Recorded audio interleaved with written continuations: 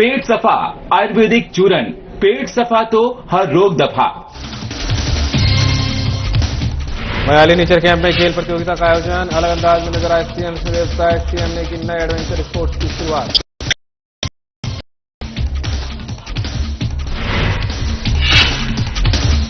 जयपुर में मयाली बगीचा विकास परियोजना का भूमि पूजन। 10 करोड़ रुपए की लागत से होगा विकास कार्य। मुख्यमंत्री विष्णु देव साय ने किया भूमि पूजन।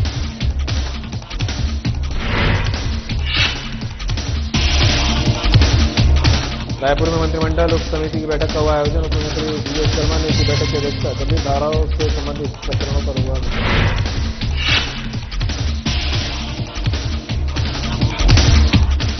और विधायक गुलाब कमरों ने केंद्रीय बजट को लेकर अभियान। सरकार पर लोगों की जरूरतों की अनदेखी का लगाया आरोप। का बजट आम जनता के लिए कुछ खास नहीं।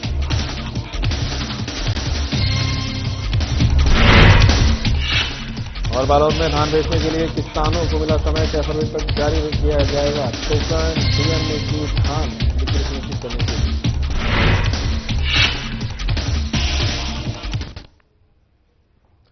नमस्कार, बुलेटिन लेकर मैं हूं आपके साथ संदीप निरंजन। सरकार खबरों का रुख कर लेते हैं। मुख्यमंत्री विष्णु देव साय रुपए का टिकट कटाकर जिले के लोकप्रिय पर्यटन स्थल मयाली नेचर कैंप में साहसिक खेल गतिविधियों का आनंद लिया और कई नए एडवेंचर स्पोर्ट्स की औपचारिक शुरुआत की। मुख्यमंत्री ने प्रवेश शुल्क अदाकर नेचर कैंप में प्रवेश करते हुए आम नागरिकों को नियमों के पालन और समानता का एक सशक्त संदेश दिया। इस अवसर पर उनकी धर्मपत्नी कौशल्या साय, विधायक गोमती साय, छत्तीसगढ़ भवन और अन्य सन्निर्माण कर्मकार कल्याण मंडल के अध्यक्ष डॉक्टर राम प्रताप सिंह, पर्यटन विभाग के सचिव डॉक्टर रोहित यादव सहित तमाम लोग मौजूद रहे। मुख्यमंत्री साय ने इस दौरान नेचर कैंप में विकसित अधोसंरचना सुरक्षा व्यवस्था, पर्यटकों के लिए उपलब्ध सुविधाओं और स्थानीय युवाओं को रोजगार से जोड़ने से पहले की प्रशंसा की। उन्होंने कहा कि प्रकृति आधारित पर्यटन और साहसिक गतिविधियों न केवल पर्यावरण संरक्षण को बढ़ावा देती है बल्कि स्थानीय समुदाय के लिए रोजगार और आय के नए अवसर भी सृजन करती है।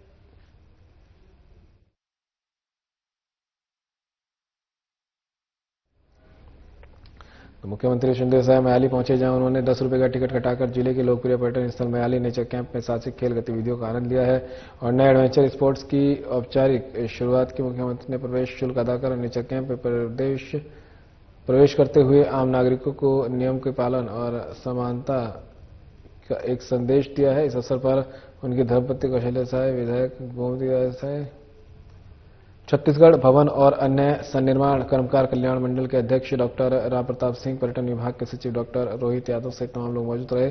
मुख्यमंत्री साय ने इस दौरान नेचर कैंप में विकसित अधोसंरचनाओं, सुरक्षा व्यवस्था, पर्यटन के लिए उपलब्ध सुविधाओं, स्थानीय युवाओं को स्वरोजगार से जोड़ने के पहल की प्रशंसा की। उन्होंने कहा कि प्रकृति आधारित पर्यटन और साहसिक गतिविधियां न सिर्फ पर्यावरण पर संरक्षण को बढ़ावा देती है बल्कि स्थानीय समुदाय के रोजगार और आय के लिए नए अवसर भी सृजित करती है।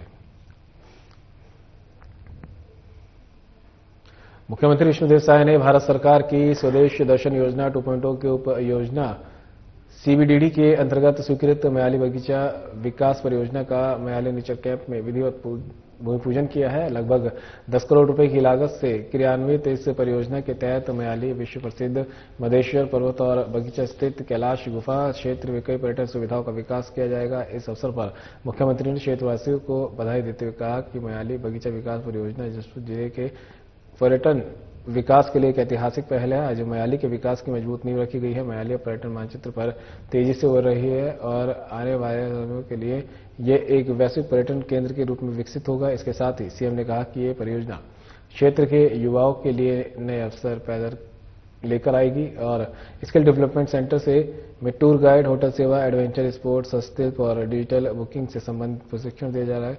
इसमें न केवल पर्यटन बल्कि जशपुर की सामाजिक और सांस्कृतिक अंतर्राष्ट्रीय पहचान मिलेगी।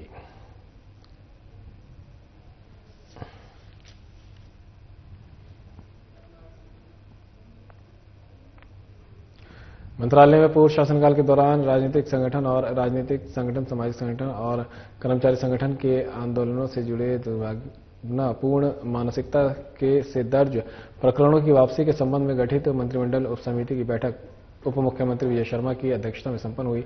इस दौरान बैठक में उप मुख्यमंत्री अरुण साव, महिला एवं बाल विकास मंत्री लक्ष्मी राजवाड़े सहित सदस्य, अपर मुख्य सचिव गृह मनोज पिंगुआ, विधि सचिव सुषमा सावंत, पुलिस महानिरीक्षक सीआईडी ध्रुव गुप्ता उपस्थित रहे। बता दें कि बैठक में राजनीतिक आंदोलनों सहित गैर राजनीतिक संगठनों द्वारा प्रशिक्षण को फॉर्म लेना है और कर्मचारी संगठनों के आंदोलनों के समय दर्ज राजज्ञा उल्लंघन, लोक सेवक के कार्य में बाधा और अन्य गंभीर धाराओं में संबंधित प्रकरणों पर विस्तार से विचार विमर्श किया गया। समिति ने कई मामलों को मंत्रिपरिषद की विचारधारा और स्वीकृति के लिए अनुशासित करने का निर्णय लिया।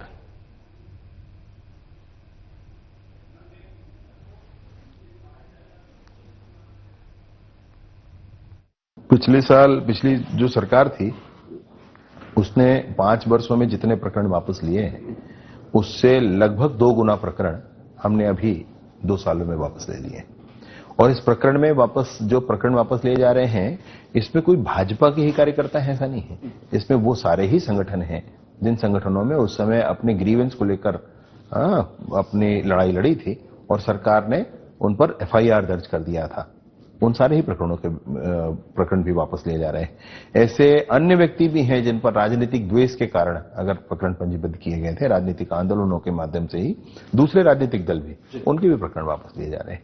यानी कि राजनीतिक द्वेष से जिस पुरानी सरकार ने जितने काम किए हैं उन सारे ही प्रकरणों को वापस लेने के काम चल रहे हैं।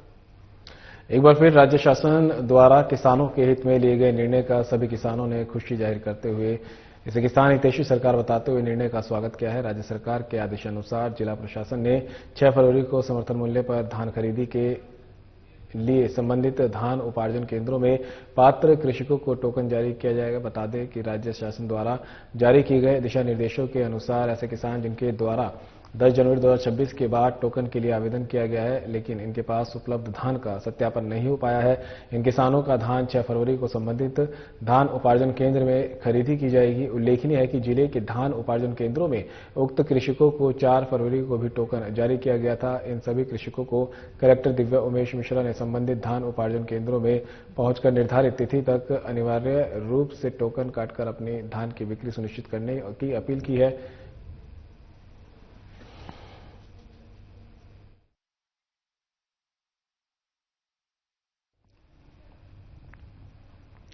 पूर्व विधायक गुलाब कमरों ने केंद्र सरकार द्वारा पेश किए गए वर्ष 2026 के बजट को लेकर बड़ा बयान दिया है। उन्होंने कहा कि ये बजट आम जनता के लिए खास नहीं है। गुलाब कमरों का आरोप है कि बजट में महंगाई, बेरोजगारी और किसानों की समस्याओं को लेकर कोई ठोस राहत नहीं दी गई है। उन्होंने सरकार पर आम लोगों की जरूरतों की अनदेखी करने का आरोप लगाया। 2026 का बजट आम जनता के लिए बिल्कुल भी खास नहीं है। इसमें गरीब, किसान, मजदूर और मध्यम वर्ग के लिए कोई बड़ी राहत नहीं दी गई है। महंगाई लगातार बढ़ रही है लेकिन बजट में इसका समाधान नहीं दिखता। सरकार केवल बड़े उद्योगपतियों को फायदा पहुंचाने वाला बजट लेकर आई है।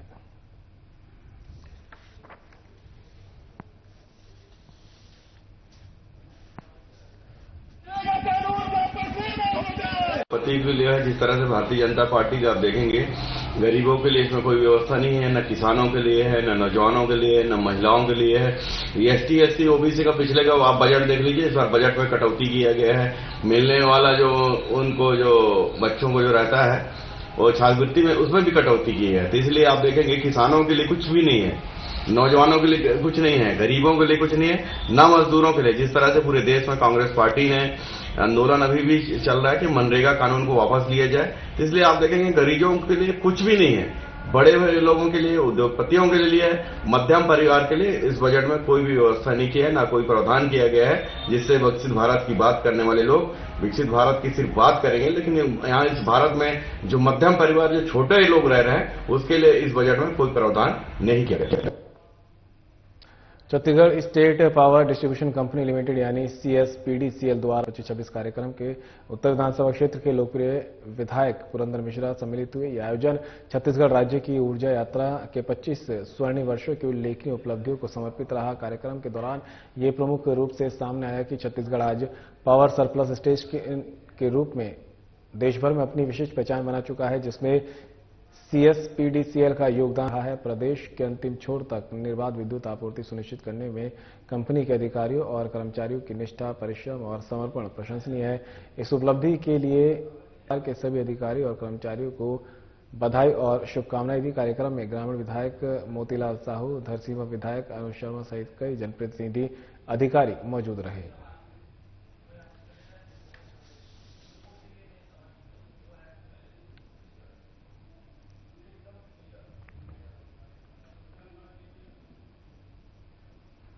पुलिस उपायुक्त संदीप पटेल के निर्देशानुसार अतिरिक्त पुलिस उपायुक्त राहुल देव शर्मा और पश्चिम जोन के सहायक पुलिस आयुक्तों के नेतृत्व विगत एक सप्ताह से कबीर नगर, आमानका पुरानी बस्ती, डीडी नगर, राजेंद्र नगर थाना क्षेत्र के फरार वारंटियों की तलाशी की प्रभावी कार्रवाई की गई।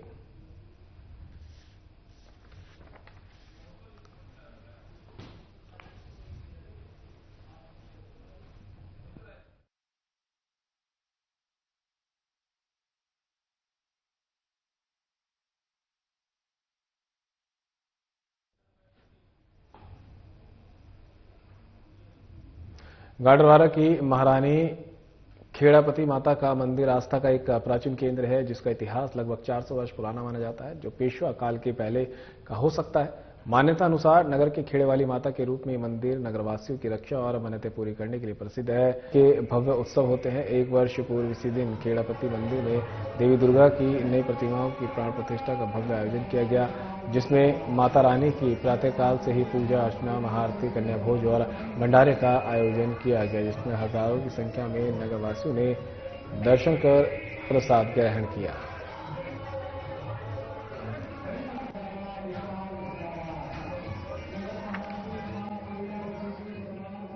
प्रतिष्ठा दिवस समारोह मनाया गया है। पिछले गत वर्ष की प्राण प्रतिष्ठा हुई थी। इसके उपलक्ष्य में समिति द्वारा और नगरवासियों के सहयोग से आज यह नगर भंडारा किया जा रहा है और कल मां का सहस्त्र पुष्प अर्चन, कुमकुम अर्चन और सप्तचंडी पाठ के साथ यज्ञ संपन्न कराया गया। हम सबकी आस्था के केंद्र, सभी नगरवासियों की आस्था के केंद्र मां खेड़ापति के दरबार में आज विशाल भंडारा कार्यक्रम आयोजित किया गया है। पिछले वर्ष मां शीतला माता की प्राण प्रतिष्ठा हुई थी, उसी दिवस आज प्राण प्रतिष्ठा दिवस मनाया जा रहा है। कल बंद हुआ और आज भंडारा संपन्न हुआ है।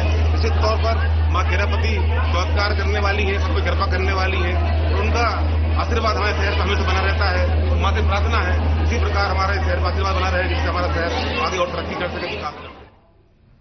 सीहोर के शासकीय आवासीय खेलकूद संस्थान में हर्षोल्लास के साथ जिला स्तरीय आनंद उत्सव का आयोजन किया गया। इस अवसर पर मनोरंजक गतिविधियां आयोजित की गई, जिनमें अनेक जिलाधिकारियों, कर्मचारियों, शिक्षकों, बच्चों, युवाओं और नागरिकों ने उत्साहपूर्वक भाग लिया। आनंद उत्सव के अंतर्गत सितोलिया, गोला फेंक, रस्सी कूद, कुर्सी दौड़, चम्मच दौड़, क्रिकेट, टेबल टेनिस, शतरंज जैसे खेलों का आयोजन किया गया। इन खेलों में प्रतिभागियों ने न केवल अपनी प्रतिभा का प्रदर्शन किया, बल्कि सामूहिकता और खेल भावना का उदाहरण भी प्रस्तुत किया।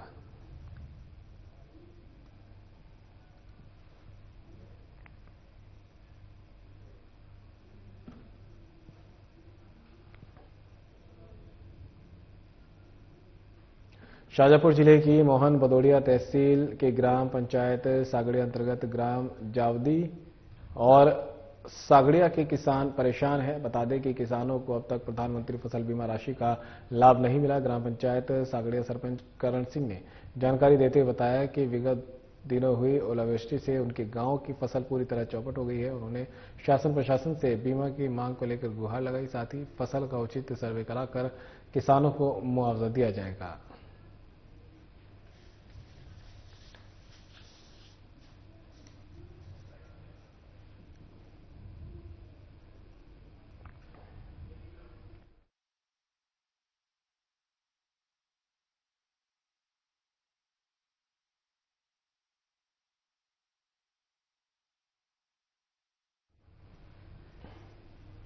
बैतूल अग्निवीर भर्ती में आयु सीमा को लेकर देश भर के युवाओं में आक्रोश बढ़ता जा रहा है। वर्षों से भारतीय सेना में कहना है कि अचानक आयु सीमा में किए गए बदलाव ने उनके सपनों पर ताला लगा दिया है। इसके चलते बड़ी संख्या में लोग वहां तक छात्र रैली के रूप में कलेक्ट्रेट कार्यालय पहुंचे और अग्निवीर भर्ती में आयु सीमा को न्यायसंगत रूप से संशोधित करने की मांग को लेकर राष्ट्रपति और राज्यपाल के नाम ज्ञापन सौंपा। छात्रों की मांग है कि भर्ती में आयु सीमा को 17.5 वर्ष से 21 वर्ष तक लागू किया जाए, ताकि मेहनती और योग्य युवाओं को देश सेवा का अवसर मिल सके। हालांकि कलेक्ट्रेट पहुंचने पर कलेक्टर के ज्ञापन लेने नहीं आने से छात्र नाराज हो गए और कलेक्ट्रेट परिसर से ही बैठक कर कलेक्टर के आने का इंतजार करने लगे।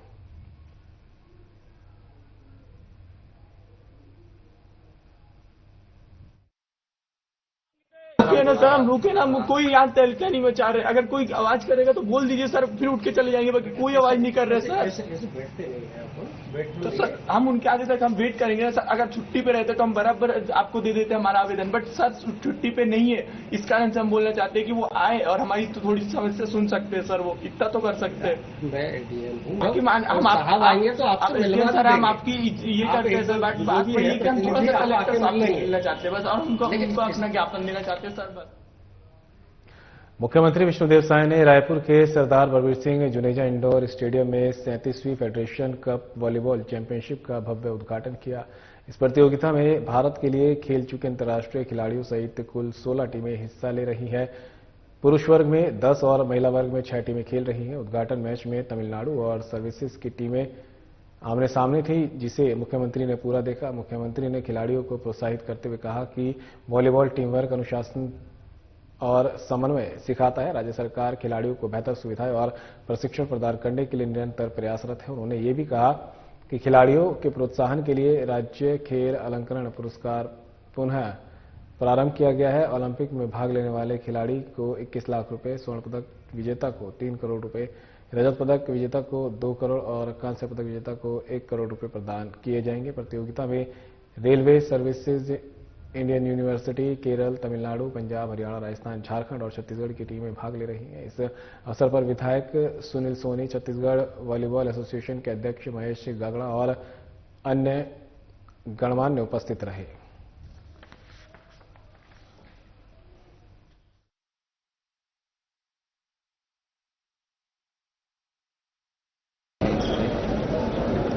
बड़ा सौभाग्य का विषय है कि छत्तीसगढ़ की इस धरती में 37वें फेडरेशन कप वॉलीबॉल चैंपियनशिप 2026 का आयोजन हुआ है और इसमें पूरे देश के विभिन्न प्रदेशों से 16 टीम भाग ले रही है। छत्तीसगढ़ के युवाओं के सपनों को नई उड़ान मिली है। मुख्यमंत्री विष्णुदेव साय ने नवा रायपुर में प्रदेश के पहले अंतरिक्ष केंद्र का शुभारंभ किया है। अंतरिक्ष संगवारी कार्यक्रम के तहत शुरू हुए इस केंद्र को युवा वैज्ञानिक सोच की प्रयोगशाला बताते हुए मुख्यमंत्री ने घोषणा की है कि अब प्रदेश के सभी जिलों में ऐसे अंतरिक्ष केंद्र खोले जाएंगे। कार्यक्रम में पहुंचे अंतरिक्ष यात्री ग्रुप कैप्टन शिवांशु शुक्ला ने अपने अंतरिक्ष मिशन के अनुभव साझा करते हुए बच्चों को मेहनत और आत्मविश्वास का मंत्र दिया। वहीं मुख्यमंत्री ने कहा कि ये पहल न केवल शिक्षा बल्कि रोजगार, कृषि और तकनीक के क्षेत्र में भी प्रदेश को आगे बढ़ाएगी।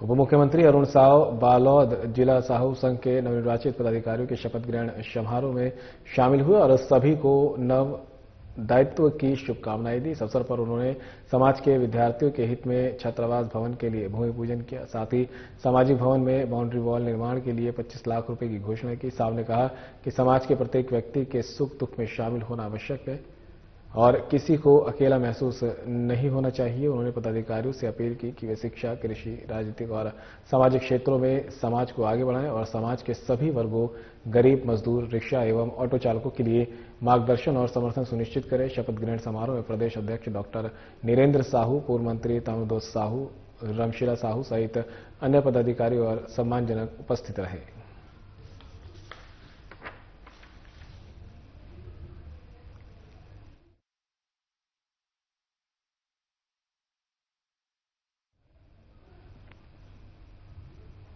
कबीरधाम जिले के ग्राम कुकरापानी में ग्रामीण क्रिकेट मैच का शुभारंभ मुख्यमंत्री और कवर्धा विधायक विजय शर्मा ने किया।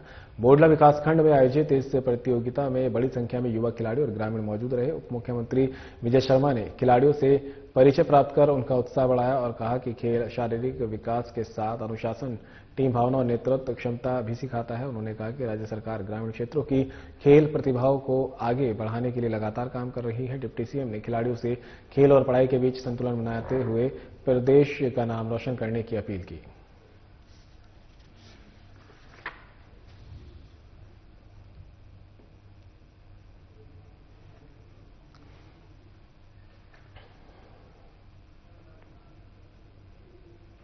स्वास्थ्य मंत्री Shyambihari Jaiswal Chhattisgarh medical services corporation CGMSC की एक महत्वपूर्ण समीक्षा बैठक में शामिल हुए। बैठक में राज्य में दवाइयों, मेडिकल उपकरणों और स्वास्थ्य अधोसंरचना से संबंधित विषयों की विस्तृत समीक्षा की गई। स्वास्थ्य मंत्री ने निर्देश दिए कि राज्य में किसी भी स्थिति में अत्यावश्यक दवाइयों की कमी ना हो और उनकी समय पर आपूर्ति सुनिश्चित की जाए। उन्होंने कहा कि आम नागरिकों को गुणवत्तायुक्त और समय पर दवाइयां उपलब्ध कराना सरकार की प्राथमिक जिम्मेदारी है। मंत्री ने दवा आपूर्ति प्रणाली को अधिक प्रभावी और पारदर्शी बनाने के लिए अस्पतालों में दवाइयों की उपलब्धता, स्टॉक और एक्सपायरी की रियल टाइम लाइव ट्रैकिंग व्यवस्था लागू करने के निर्देश दिए। आयुष्मान आरोग्य मंदिर में दवाइयों की निरंतर उपलब्धता सुनिश्चित करने और मांग आपूर्ति के बीच बेहतर समन्वय स्थापित करने पर भी बल दिया गया। बैठक में सभी अस्पतालों में दवाइयों और मेडिकल उपकरणों के गुणवत्ता मानकों का कठोर पालन सुनिश्चित करने और आवश्यक कंज्यूमेबल सामग्री की निरंतर उपलब्धता बनाए रखने के निर्देश दिए गए।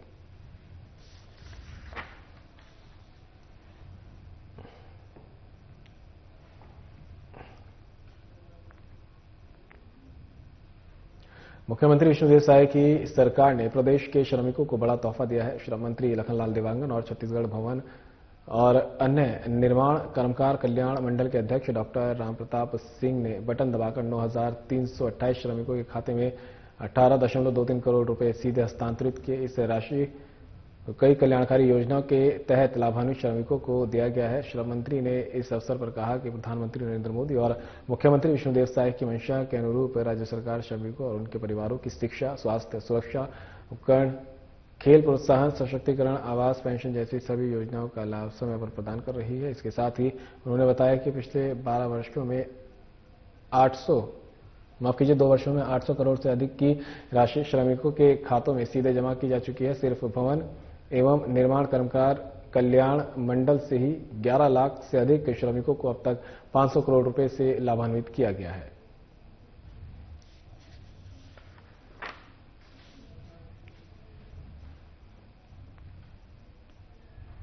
कोरबा के बालको थाने मुस्लिम समाज के भाइयों के साथ ब्लॉक कांग्रेस अध्यक्ष एडी जोशी के मार्गदर्शन में नेहरू नगर मंडल अध्यक्ष बुद्धेश्वर प्रसाद चौहान, मोहम्मद यासिन खान मंडल उपाध्यक्ष के नेतृत्व में बालको थाने में ज्ञापन सौंपा गया, जिसमें नाम विलोपित किए जा रहे कार्य को तत्काल रोकने और उच्च स्तरीय जांच कर दोषी व्यक्तियों पर कार्रवाई की मांग की गई, जिसमें आमजन को मतदाता सूची में शामिल होने और पुनः यह कुरीति कोई नहीं कर सके, इसके लिए आवश्यक हो सके है कि उनका नाम फिर से विलोपित बेवजह नहीं काटा जाएगा। इस कार्यक्रम में जिला कांग्रेस कमेटी अल्पसंख्यक मोर्चा के जिला अध्यक्ष मोहम्मद शाहिद और मस्जिद कमेटी के अध्यक्ष हाजी फजल खान सहित अन्य लोग शामिल हुए।